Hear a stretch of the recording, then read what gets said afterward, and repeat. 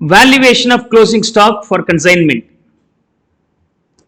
A being the consignor, B being the consignee. B being the consignee. Assume that A வந்து B க்கு goods sale பண்றார் or transfer பண்றார். It's not sale, goods sent on consignment, value being 10,000. இங்க இருந்து அங்க போறதுக்கு freight and insurance இது cost of the goods transfer. Freight and insurance அதுக்காக செஞ்ச expenses வந்து ஒரு 2000.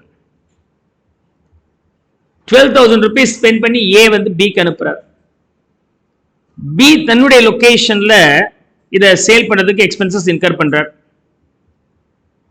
Expenses being freight, okay, expenses being freight, right, freight and carriage in, whatever it may be, carriage out கிடையாது, carriage in, even octroi, city entry tax ன்னு சொல்லுவாங்க, it's outfation anyhow இருந்தால் octroi. அது தவிர periodically once he spends the rent, insurance while any insurance against any losses because of the fire accident, whatever it may during the time of storage in the godown, advertisement, etc. The expenses நான் ரெண்டு பார்ட்டா பிரிச்சிருக்கிறேன். I have categorized the expenses into two part. இந்த expenses எல்லாம் periodically once நம்ம spend பண்ணியே ஆகணும். இந்த expenses வந்து A B க்கு அனுப்பும்போது லாரியில் அனுப்பியிருந்தாருன்னா லாரி டெப்போ வந்துடும். லாரி டெப்போல இருந்து இந்த கன்சைனியுடைய கோடவுனுக்கு கொண்டு வரதுக்கு ஃப்ரைட்டு, கேரேஜ், ஆப்ட்ரா எல்லாம் பண்ண வேண்டியது இருக்கு. இது கோடவுனுக்கு வந்தாச்சுன்னா அதுக்கப்புறம் இந்த செலவு திரும்ப பண்ண மாட்டோம்.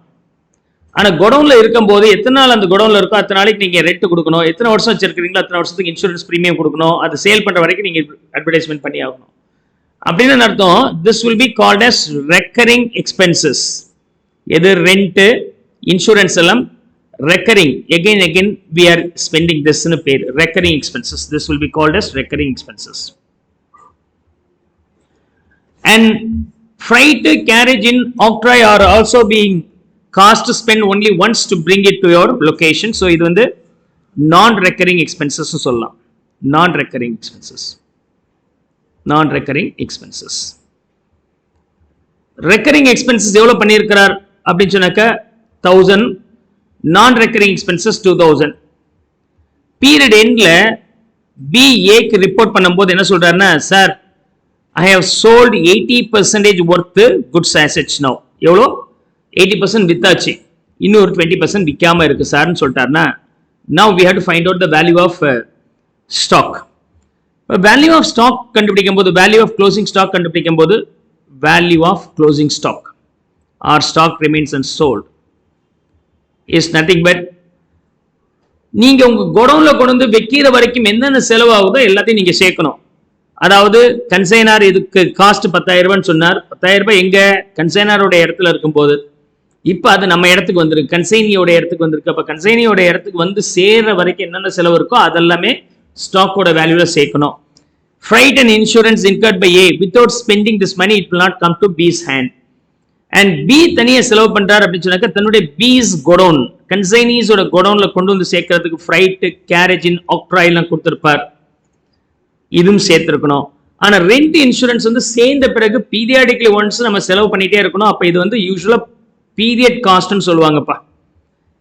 ஓகே, இத ப்ராடக்ட் காஸ்ட்னு சொல்லுவாங்க. in your higher study if you go, then it will be classifiable as product cost and period cost.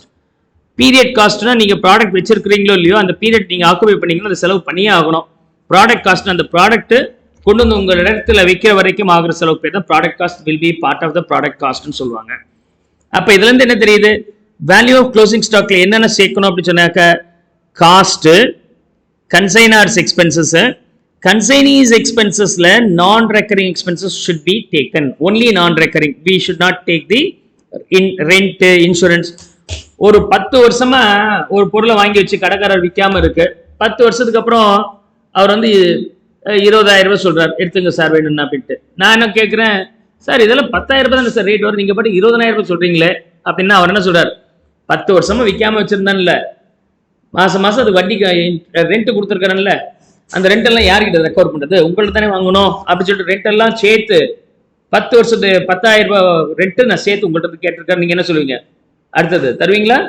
ஓ 10 வருஷம் பழசா சார், நான் வேற எங்கேயாவது வாங்கிக்கிறேன் சார். நோ, அப்படியும் உண்டு. 10 வருஷம் பழசு வந்து வேல்யூ ஜாஸ்தி சிலதுக்கு. பழைய ஸ்டாக்குன்னா உடனே அவனுக்கு ஞாபகம் ஒயின் தான் வருது. பாசுமதி ரைஸ் இருக்கு ராஜா, அவன் என்னென்ன சாப்பிட்றாங்கன்னா அதாவது அவங்களுக்கு ஞாபகம் வருது பார். Basmati rice, old rice will have more price, right? அப்போ அதை ஸ்டோர் பண்ணி வச்சிருக்கிறாங்க, ஒரு 2-3 வருஷம் ஸ்டோர் பண்ணி. Of course wine and all maybe preserve for 100 years also. During the preservation period and the rental அதெல்லாம் சார்ஜஸ் இருக்கு, that will be added there in the case of valuation of stock. அது product cost. In general, rent will not be a product cost. So value of closing stock வரும்போது 3 ஐட்டத்தை சேர்க்க போறோம். என்னென்ன item அப்படின்னா, cost of goods, consignors expenses, consignees non-recurring expenses only. இது மட்டும். அப்ப என்னென்ன வருது பாருங்க இங்க. Cost of goods being 10,000, consignors expenses being 2,000, and consignees non-recurring expenses only will be taken 2,000. For total value 14,000 இருக்கு. 14,000 is for entire units. அதுல எவ்வளவு வித்தாச்சு? 80% வித்தாச்சு. அப்ப எவ்வளவு அன்சோல்டா இருக்கு? 20% அன்சோல்டா இருக்கும். அப்ப இந்த 14,000ல 20% போட்டீங்கன்னா எவ்வளவு வருது? 2,800. This is the proportionate cost for the unsold stock. இது proportionate cost for the unsold stock. இதை டைரக்டா எடுக்க கூடாது. That will be again compared with the market value. இன்னைக்கு மார்க்கெட்ல என்ன வேல்யூ போகும்? மார்க்கெட் வேல்யூனா நெட் ரியலைசபிள் வேல்யூ மீன் பண்றாங்க. என்னது? Net realisable value or NRV சொல்லுவாங்க. Though we are aware about the value of the stock being 2,800, இன்னைக்கு வித்தா சார் இது 3,000 ரூபாய்க்கு போகும். Okay, very good, happy. 2,800 ரூபாய் 3,000 ரூபாய் போனா லாபம் தானே. இதை வித்தா நமக்கு புரோக்கர் கமிஷன் கொடுக்கணும், அவங்க வீட்டுக்கு கொண்டு போய் டெலிவரி பண்ணணும்னு சொல்லியிருக்காங்க. ரெண்டு சேர்த்தா ஒரு 300 ரூபாய் வரும். அப்படியா? அப்ப என் கைக்கு எவ்வளவு வரும்னு சொல்லு. 2,700 தான் வருமா? சரி போ. ஸோ அப்படின்னா though it is a sale value, இது மார்க்கெட் வேல்யூ. நம்ம மார்க்கெட் வேல்யூல இருந்து இதை மார்க்கெட் வேல்யூ ரெக்கவர் பண்றதுக்கு எனக்கு ஏதாவது செலவாச்சுன்னு சப்ட்ராக்ட் பண்ணிட்டீங்கன்னா இதுதான் NRV. So NRV will be taken. That NRV in this case is assumed to be 2,700. இந்த ரெண்டுல whichever is lower will be taken. So the value of unsold stock being whichever is lower of A and B. அப்ப இந்த இடத்துல finalise பண்றது 2,700 is the value of closing stock in case of consignment. Is that okay? It's not for consignment, it can be used for any places for the inventory valuation. Come on, finish off copying this.